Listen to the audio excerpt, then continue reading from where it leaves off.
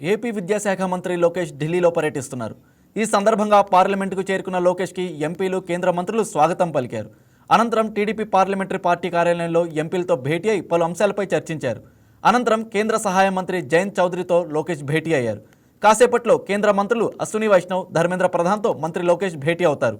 విద్యా, ఐటీ శాఖలకు సంబంధించిన పలు అంశాలపై కేంద్ర మంత్రులతో చర్చించనున్నారు.